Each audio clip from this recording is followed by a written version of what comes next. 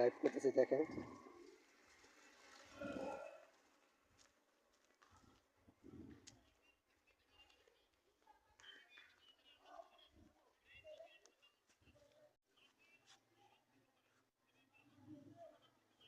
কবরস্থান দেখেন, দেখেন আপনারা সবাই সরাসরি লাইভ করতেছি। আপনারা সবাই দেখবেন, দেখে যদি ভালো লাগে তো কমেন্ট করে যাবেন, আর বেশি বেশি করে শেয়ার করুন। সবাই ভালো থাকুন, আমার জন্য দোয়া করুন। আসসালামু আলাইকুম।